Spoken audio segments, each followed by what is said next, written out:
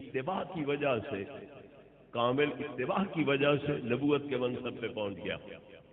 ماشاءاللہ، تو اتباع کی وجہ سے نبوت کے منصب پہ پہنچ گیا ہے، تو پھر حضرت صدیق نے اتباع کوئی نہیں کی، حضرت فاروق اعظم نے، حضرت عثمان ذو النورین نے، حضرت مولا مرتضیٰ شیر خدا رضی اللہ عنہ، انہوں نے کامل اتباع کوئی نہیں کی تھی، وہ کیوں نہیں منصب نبوت پہ پہنچے؟ تو کیسے پہنچ گیا؟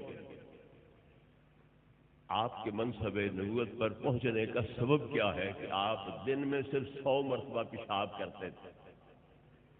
یہ پیشاب کر کر کے نبوت کے مقام پہ بندہ پہنچ جاتا۔ اگر 12 گھنٹے میں 100 مرتبہ کوئی پیشاب کرتا ہے تو وہ پیشاب استنجے سے فارغ ہی نہیں ہو سکتا ہے، وہ نمازیں کیا پڑھے گا، عبادتیں کیا کرے گا؟ پھر ذیابیطس کا یہ مریض تھا، روزہ رکھ ہی نہیں سکتا تھا، اور حج اس نے کیا ہی نہیں، حج سے نصیب ہی نہیں ہوا، اور لوگوں کے چندے بٹور کے کہ میں نے ایک کتاب لکھنی ہے۔ حضرت کیا نام ہے؟ ابراہیم، کیا نام ہے؟ ابراہیم احمدیہ نام کتاب، 30 جلدوں میں کتاب لکھنی ہے، میں غریب آدمی ہوں، چندے مہیا کرو، چندے بتیرے اکٹھے ہو گئے، کتاب کا نام نشان کوئی نہیں، وہ کدھر گئی کتاب؟ تو 30 جلدوں کی بجائے 3 جلدیں جو ہیں وہ چھپی، اور کہا کہ 50 کا اعلان کیا تھا، اور 5 جلدیں چھوٹی چھوٹی چھاپی، تو کہا 50 اور 5 میں نقطے کا ہی فرق ہے، لہذا میرا وعدہ پورا ہو گیا۔ 50 جلدوں کے پیسے پیش کی وصول کر رہا ہے، جلدیں 5 چھپ رہی ہیں، وہ بھی دعویٰ یہ تھا کہ حقانیت اسلام واضح کی جائے گی، توحید اور رسالت کے دلائل دیے جائیں گے، اللہ کی توحید، نبی پاک کی رسالت، محمد رسول اللہ کی رسالت پہ دلائل دیے جائیں گے۔ آج آ کے اپنے بارے میں بکواسات کیے اور 5 جلدیں چھوٹی چھوٹی لکھ دیں، اور کہا 5 اور 50 میں نقطے کا ہی فرق ہے، لہذا میرا وعدہ پورا ہوگا۔ جو اس فراڈ کے ساتھ لوگوں کے پیسے کھا رہا ہے وہ نبی ہو سکتا ہے؟ وہ تو عام مسلمانی کے معیار پہ ہی پورا نہیں اتر سکتا ہے، وہ نبوت کے مقام پہ فائز کیسے ہو سکتا ہے؟ تو لہذا یہ کہنا کہ میں کامل اتباع کی وجہ سے منصب نبوت پہ فائز ہو گیا ہوں، تو حضرت صدیق کامل اتباع نہیں کر سکے، حضرت فاروق نہیں کر سکے، حضرت عثمان نہیں کر سکے، حضرت مولا مرتضیٰ نہیں کر سکے، پھر اہل بیت کرام علیہ رضوان کے امام حضور حسنین کریمین ہوں، یا امام زین العابدین ہوں، امام محمد باقر ہوں، امام جعفر صادق ہوں، امام موسیٰ کاظم ہوں، علی رضا ہوں، محمد تقی ہوں، علی نقی ہوں، حسن عسکری ہوں، وہ کامل اتباع نہیں کر سکے، تو کیسے کامل اتباع کر؟ حضور غوث پاک رضی اللہ تعالیٰ عنہ حسنی حسینی سید ہیں، وہ کامل اتباع نہیں کر سکے۔ حضور خواجہ ہند غریب نواز جو آئے تھے تو اکیلے، اور گئے تو 90 لاکھ کو کلمہ پڑھا کے گئے، وہ کامل اتباع نہیں کر سکے، کیوں نہیں کر لی؟ کتنی شیطنت ہے، کتنی بے حیائی ہے، کس بل بوتے پر تو دعویٰ کر رہا ہے کہ میں کامل اتباع کی وجہ سے نبوت کے مقام پہ پہنچ گیا۔ وہ عمر فاروق جن کو نبی کریم علیہ السلام اللہ سے مانگ کے لے رہے ہیں، اللہم اعز الاسلام، کہ عمر ابن الخطاب خاصتاً، اللہ اگر اسلام کو ترقی دینا چاہتا ہے حضرت عمر ابن خطاب کو اسلام نصیب فرما۔ نبی کریم علیہ السلام کا انتخاب ہے، بلکہ میں کہوں گا کہ آپ اللہ کا انتخاب ہے۔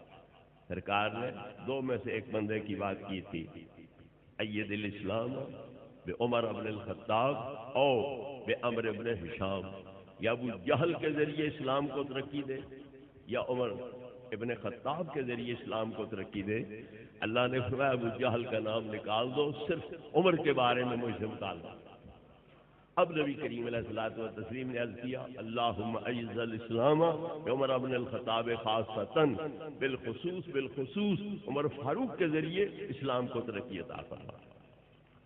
تو نبی پاک کی نگاہ اقدس میں حضرت عمر کا یہ مقام ہے، اسلام اگر پھل پھول سکتا ہے، اشاعت پذیر ہو سکتا ہے، اور صرف عرب میں نہیں بلکہ کیسر و کسریٰ کے علاقوں تک وہ وسیع ہو سکتا ہے، یہ عمر کی ذات سے ہو سکتا ہے، اس لیے اللہ سے مانگ کے لے رہے ہیں تو وہ نبی نہیں بن سکے ہیں، تو نبی کیسے بن گئے؟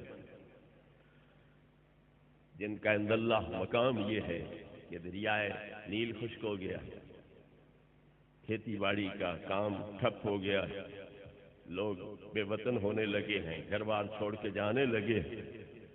آپ کے گورنر نے عرض کر بھیجا کہ یہاں ایک بری رسم تھی، کنواری لڑکی کو دریا میں ڈبویا جاتا تھا، دریا کی بھیٹ چڑھایا جاتا تھا، سال بھر کا پانی دریا دیتا تھا۔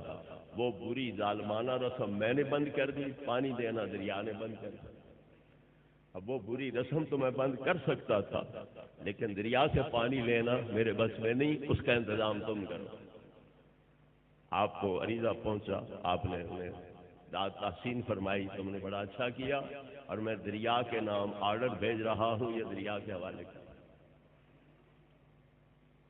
مصر کے دریائے نیل کے نام سیدنا عمر فاروق رضی اللہ عنہ کا آرڈر جا رہا ہے۔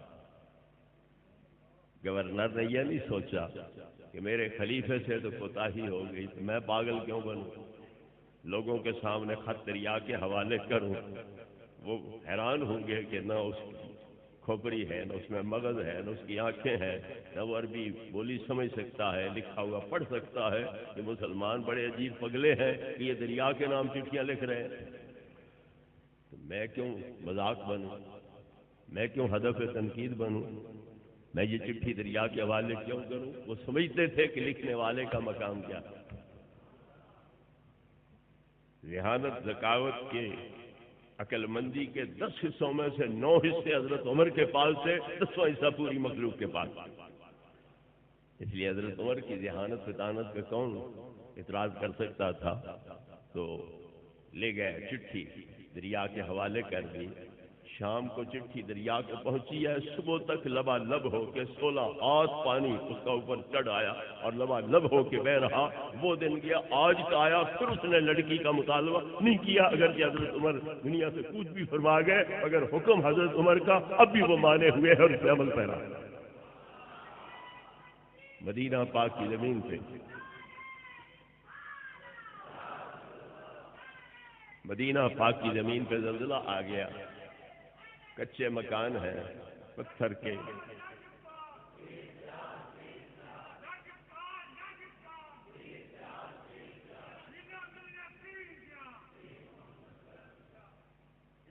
حضرات گرامی نعرے مارنا اچھی بات ہے، میں منکر اس کا نہیں ہوں، لیکن پہلے بھی بتیرا زور آپ نے لگا لیا، بعد میں بھی انشاءاللہ آپ کو بتیرے موقع ملیں گے۔ تھوڑا سا وقت ہے میرے لیے، اس میں میری گزارشات ذرا سن لیں۔ نعرے مبارک میں آپ کے بعد خوش ہو رہا ہوں، لیکن ذرا وقت کا بھی احساس فرمائیے۔ مدینہ پاک کی زمین پہ زلزلہ آ گیا۔ اب زلزلے آتے رہتے ہیں تو امریکہ بہادر بھی نہیں روک سکتا ہے، اور دنیا کا فرعون صفت حاکم بھی نہیں روک سکتا، لیکن یہ حضرت عمر کی ذات ہے کہ مدینہ پاک میں زلزلہ آنے لگا تو زمین پر زور سے درہ مار کے فرمایا اسکنی یا ارض علم عادل علیک، وہ زمین رک یہیں پر، میں عدل نہیں تجھ پہ کر رہا۔ امام راضی فرماتے ہیں فلم تتزلزل بعدو، وہ دن گیا آج کا آیا، مدینہ کی زمین پہ زلزلہ نہیں آیا۔ یہ شانیں ہیں، یہ مقام ہے ان ہستیوں کا۔ مولا مرتضیٰ شیر خدا رضی اللہ تعالی عنہ کی ڈھال گر گئی، یہودی لے کے بھاگ گیا خیبر کی جنگ کے موقع پر۔ آپ نے پھر خیبر کے قلعے کے دروازے کو ہاتھ رکھا اور اس کو جھنجھوڑا تو پورا قلعہ لرز اٹھا، اندر کی زمین لرز اٹھی، اور حضرت صفیہ یہ محل میں بیٹھی تھی، اندر یہودیہ لڑکی تھی، تو یہ اندر محل میں بیٹھی تھی تو چارپائی سے گر گئی نیچے اور ماتھا زخمی ہو گیا۔ بعد میں جب خیبر فتح ہو گیا اور یہ جو یہودی مرد عورتیں قیدی بنے، ان میں حضرت صفیہ بھی قیدی بنی، سرکار نے ان کو اپنے لیے منتخب کر لیا، کیونکہ یہ حضرت ہارون علیہ السلام کی اولاد سے تھیں، اس نسبت کی وجہ سے آپ نے کرم فرمایا، ان کو آزاد کر کے اپنی بیوی بنا لیا۔ تو جب ماتھے پہ زخم دیکھا تو پوچھا یہ زخم کیسا ہے؟ عرض کیا جب تم نے حملہ کیا تھا قلعے پر، اندر زلزلہ آ گیا تھا، اس زلزلے میں میں چارپائی سے گر گئی تھی تو یہ چوٹ آ گئی. تو سرکار نے سوچا کہ باہر تو زلزلہ کوئی نہیں تھا، قلعے کے اندر کیوں آیا؟ میرے بھائی علی نے جو دروازہ پکڑ کے جھنجھوڑا تھا تو اس سے دیواریں نہیں ہلی تھی، اندر کی زمین بھی ہل گئی تھی، اور دروازہ آپ نے اکھیڑ لیا تھا اور اس کو بائیں ہاتھ پر بطور ڈھال استعمال کرتے رہے. جب پھینکا تو 70 آدمی بھی اسے نہیں اٹھا سکے تھے.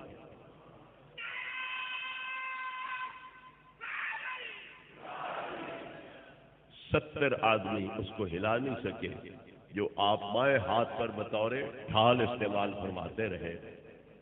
یہ آپ کی خداداد روحانیت ہے اور روحانی طاقت اور پاور ہے.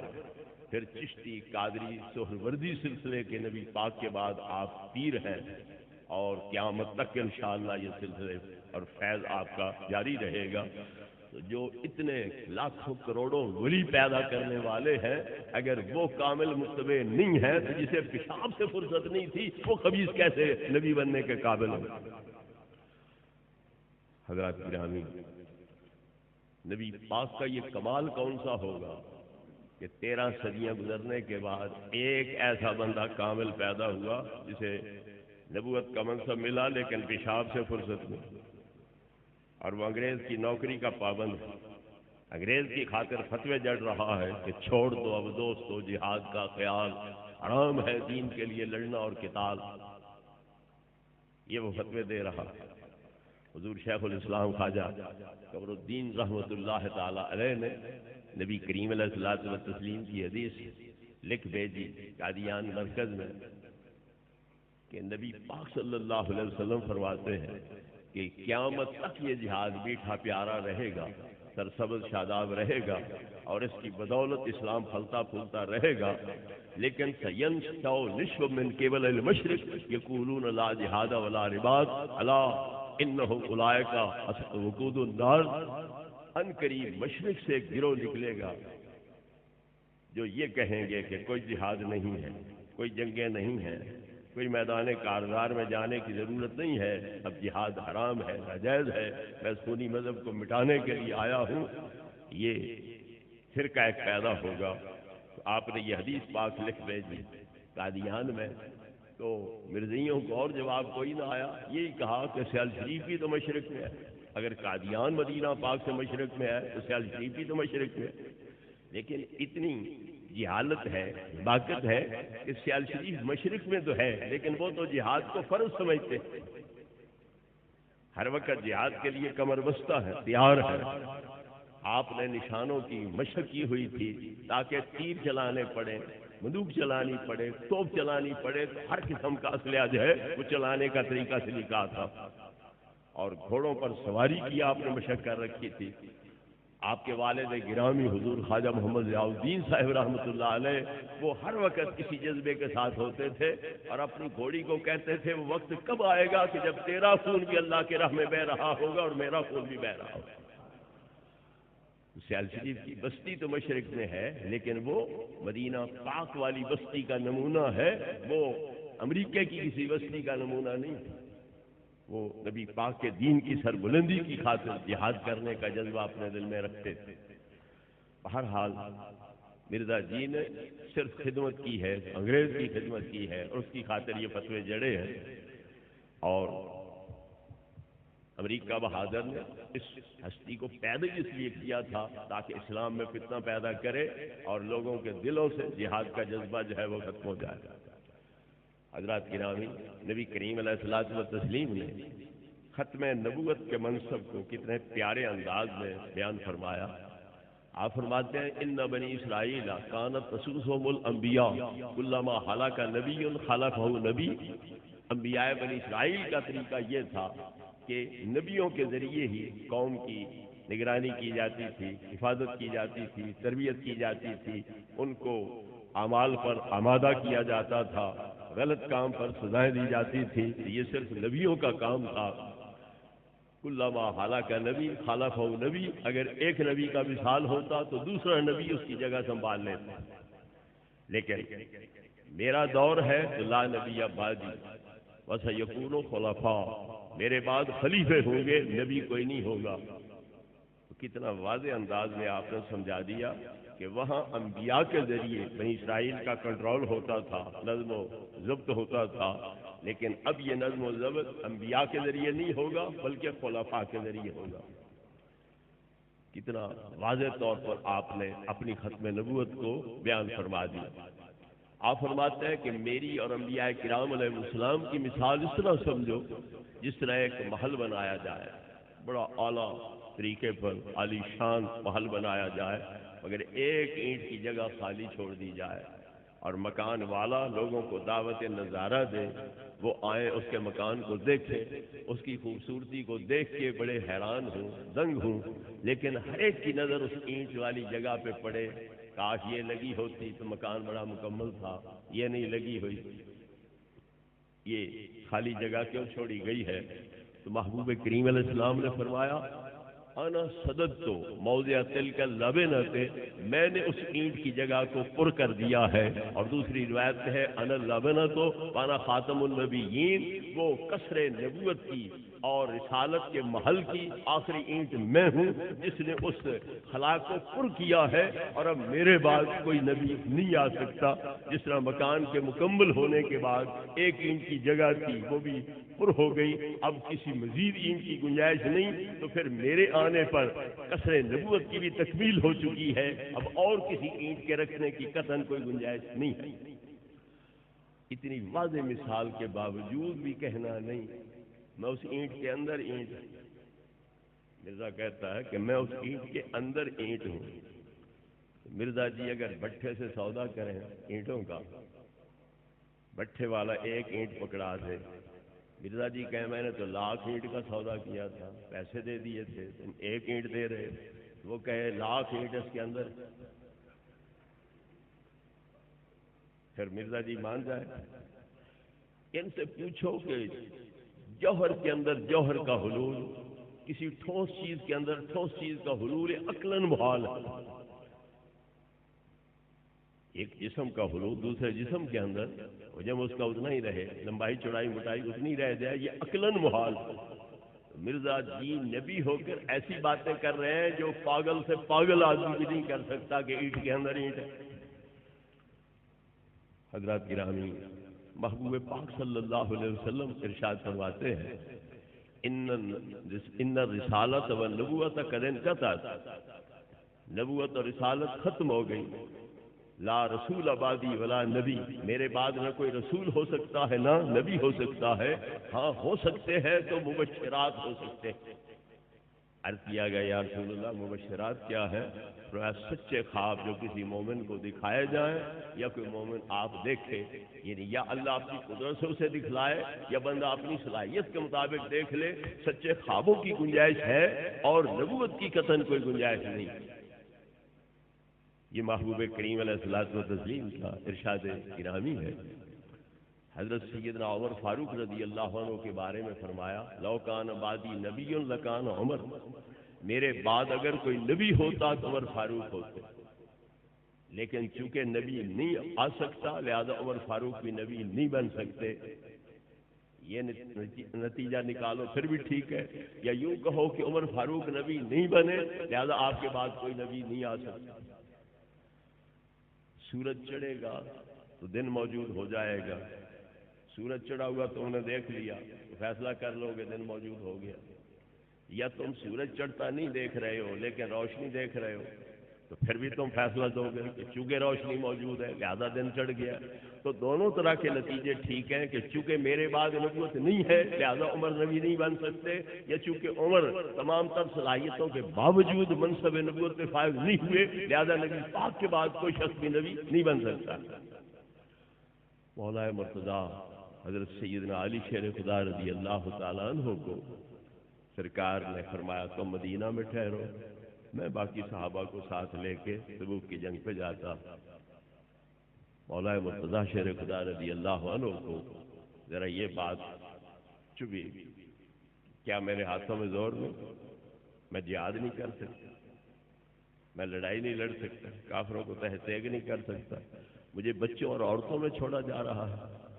اتخلفنی فی النساء والصبیان، کیا تم یا رسول اللہ صلی اللہ علیہ وسلم مجھے بچوں اور عورتوں میں چھوڑے جا رہے ہو؟ میں بھی ان کی طرح بزدل ہو چکا ہوں، کمزور ہو چکا ہوں۔ نبی کریم علیہ السلام نے تسلی دیتے ہوئے فرمایا انت منی بمنزلۃ ہارون من موسیٰ، تیرا میرا وہ تعلق ہے جو حضرت ہارون کا اور حضرت موسیٰ کا تعلق تھا۔ وہ طور پہ گئے اللہ سے ہم کلامی کے لیے، تورات والی کتاب حاصل کرنے کے لیے، تو قوم میں اپنا نائب حضرت ہارون کو بنا کے گئے، اور میں روم کے بادشاہ کے خلاف جنگ لڑنے جا رہا ہوں تو میں تمہیں اپنے جگہ پر نائب بنا کے جا رہا ہوں، تو لہذا یہ تمہاری کسر شان نہیں ہے، تمہاری عزت افزائی میں کر رہا ہوں۔ اب وہم یہ پیدا ہو سکتا تھا کہ حضرت ہارون تو نبی تھے، پھر حضرت علی بھی نبی ہوں گے، کیونکہ آپ تشبیہ دے رہے ہیں تیرا میرا تعلق وہ ہے جو حضرت موسیٰ اور حضرت ہارون کا تعلق ہے، حضرت ہارون تو نبی ہیں، پھر حضرت علی پاک بھی نبی ہوں گے، ایک وہم پیدا ہو سکتا تھا، تو فوراً آپ نے اس وہم کی جڑ اکھیڑ کے رکھ دی اور فرمایا الا انہ لا نبی بعدی، باقی تیرا میرا تعلق مکمل طور پر وہی ہے جو حضرت ہارون کا حضرت موسیٰ کے ساتھ، لیکن یہ بات ذہن میں بٹھا لینا کہ میرے بعد نبی کوئی نہیں ہو سکتا۔ جہاں سے بعد میں مولا مرتضیٰ جیسی ہستی کے نبی بننے کا وہم پیدا ہو سکتا تھا، سرکار نے اس کی بھی جڑیں اکھیڑ کے رکھ دی کہ میرے بعد نبی نہیں ہو سکتا۔ علی مرتضیٰ جیسا ولیوں کا سردار اگر نبی نہیں ہو سکتا ہے اور کون ہو سکتا ہے؟ حضرات گرامی، محبوب پاک صاحب الاولاد صلی اللہ علیہ وسلم کسر نبوت کی آخری ایند ہیں، آپ خاتم النبیین ہیں، اور اللہ رب العزت نے بھی کیا فرمایا ثم جاءکم رسول، پہلے نبیوں میں تمہیں بھیجوں گا، آخر میں محمد مصطفیٰ احمد مجتبیٰ صلی اللہ علیہ وسلم کو بھیجوں گا۔ اگر تم ان کے دور میں موجود ہوئے تو تمہیں نبوت رسالت کے دعوے چھوڑنے ہوں گے، ان کا امتی بننا ہوگا، ان کے دین کا سپاہی بننا ہوگا، اپنی نبوت رسالت کے دعوے چھوڑنے ہوں گے، ختم کرنے ہوں گے۔ اور اسی مفہوم کو دوسرے آیت کریمہ میں یوں ادا فرمایا وَلَٰكِن رسول اللہ وخاتم النبیین، میرا محبوب مردوں میں سے کسی کے باپ نہیں ہے لیکن اللہ کے رسول ہے اور آخری نبی ہے۔ محبوب پاک صلی اللہ علیہ وسلم فرماتے ہیں، حضرت ابو ذر صحابی روایت فرماتے ہیں اول الانبیاء آدم و آخرہم محمد صلی اللہ علیہ وسلم، پہلے نبی حضرت آدم ہیں اور آخری نبی محمد مصطفیٰ احمد مجتبیٰ صلی اللہ علیہ وسلم ہے۔ تو کوئی نام نشان مرزے کا یہاں آیا؟ نبی کریم علیہ السلام فرماتے ہیں انا وساعۃ کہاتین، میں اور قیامت اس طرح اکٹھے ہیں جس طرح کہ یہ دو انگلیاں اکٹھی ہیں۔ ان دو انگلیوں کے درمیان کسی تیسری کی گنجائش نکل سکتی؟ شہادت والی اور درمیانی انگلی۔ تو یہ فرمایا کہ میں اور قیامت اس طرح اکٹھے ہیں، یعنی میرے بعد قیامت آ سکتی ہے اور نبی درمیان میں کوئی نہیں آ سکتا۔ ایک تو یہ ترجمہ ہے اس کا۔ دوسرا ترجمہ یہ ہے کہ جتنی یہ درمیانی انگلی شہادت والی انگلی سے ذرا آگے ہے، اتنا ہی میں قیامت سے ذرا آگے ہوں، بس میرے بعد ہی قیامت آنے والی ہے، نبی اور کوئی نہیں آ سکتا ہے۔ نبوت چلے گی تو قیامت تک میری ہی نبوت چلے گی۔ حضرات گرامی، مرزائیوں نے وہی حضرت عیسیٰ علیہ السلام کے ذریعے سوال کیا خاتم النبیین پر کہ اگر آپ خاتم النبیین ہیں بمعنی آخری نبی ہے، حضرت عیسیٰ کیسے آ جائے گا؟ تو علماء کرام نے صدیاں پہلے، ہزاروں سال پہلے علماء کرام نے اس کا جواب دے دیا کتابوں میں، تفسیروں میں، سیرت کی کتابوں میں۔ آپ فرماتے ہیں خاتم النبیین کا یہ معنی نہیں کہ نبی زندہ نہیں رہ سکتے، موجود نہیں ہو سکتے، مطلب ہے نئے سرے سے کسی کو نبوت نہیں دی جائے گی۔ تو جو ہے لا ينبأ احد بعدہ، خاتم النبیین کا مطلب کیا ہے کہ آپ کے بعد کوئی نیا نبی بنایا نہیں جائے گا۔ جس طرح میں نے پہلے عرض کیا کہ اللہ نے عہد یہ لیا ہے کہ میرے نبی کے آنے تک تم نبی ہو، رسول ہو، صاحب شرع ہو، میرا محبوب آ جائے گا تو پھر دعوے نبوتوں رسالتوں کے چھوڑنے ہوں گے اور ان کا امتی بننا ہوگا، ان کے دین کا سپاہی بننا ہوگا۔ یہ نہیں فرمایا کہ تم فوت ہو جانا، تم جہان چھوڑ جانا، یہ پابندی نہیں ان پہ لگائی، بے شک زندہ رہو، موجود رہو، لیکن میرے اس محبوب کے پھر امتی بن کے رہو، ان کے دین کے سپاہی بن کے رہو، یہ پابندی۔ تو لہذا خاتم النبیین کا ترجمہ کیا ہے کہ لا ینبؤ احد بعدہ، نبی کریم علیہ السلام کے بعد نبوت کسی کو ملے گی نہیں، نہ کہ اگلے نبی فوت ہونے کے پابند ہیں یا ان کی نبوت ختم کر دی جائے گی، وہ اپنی جگہ پر نبی رہیں گے، اپنے دور کے لحاظ سے، زمانے کے لحاظ سے وہ نبی رہیں گے، لیکن نئے سرے سے کوئی نبی نہیں بن سکے گا۔ حضرت عیسیٰ، حضرت یحییٰ علیہ السلام خالہ زاد بھائی، حضرت عیسیٰ ان کے پاس جاتے رہتے ہیں، وہ آپ کے پاس آتے رہتے ہیں، لیکن حضرت عیسیٰ علیہ السلام ان کے علاقے میں جائیں تو نبی ہے، مگر اس علاقے والوں کے لیے نہیں۔ حضرت یحییٰ ان کے پاس حاضری دیں تو نبی ہیں، لیکن اس علاقے والوں کے لیے نہیں۔ تو جس طرح مکان الگ الگ ہوتے تھے، علاقے الگ الگ ہوتے تھے، اسی طرح زمانے بھی الگ الگ ہیں۔ جو پہلے زمانے کا نبی ہے وہ پچھلے زمانے میں نبی نہ رہے گا، اگرچہ عند اللہ وہ نبی ہوگا۔ حضرت عیسیٰ علیہ السلام عند اللہ نبی ہیں، لیکن تبلیغ کرنا، اپنی کتاب کے احکام جاری کرنا، اپنی شریعت چلانا، اب یہ دور ختم ہو گیا۔ ان کا دور اس وقت تک تھا جب تک نبی پاک ظاہر نہیں ہوئے اور آپ نے اپنی نبوت کا اعلان نہیں کیا ہے، اس وقت تک حضرت عیسیٰ کا دورانیہ ہے۔ لیکن جب آپ تشریف لے آئے، اب حضرت عیسیٰ علیہ السلام بے شک زندہ رہیں، لیکن امتی بن کے رہیں گے، نبی پاک کے دین کے سپاہی بن کے رہیں گے۔ تو لہذا ترجمہ اس آیت کریمہ کا یہ ہے خاتم النبیین کا کہ لا ینبؤ احد بعدہ، آپ کے بعد کسی کو نئے سرے سے نبی بنایا نہیں جائے گا، بلکہ وہی جو پہلے نبی ہیں سو ہیں، آپ آخری نبی بن کے تشریف لائیں گے دنیا پر۔ آپ اول الانبیاء بھی ہیں نورانی حیثیت سے، روحانی حیثیت سے، اور آخر الانبیاء بھی ہیں جسمانی لحاظ سے۔ تو آپ اول بھی ہیں، آخر بھی ہیں، لیکن روحانی لحاظ سے اول ہیں، جسمانی لحاظ سے آخر ہیں۔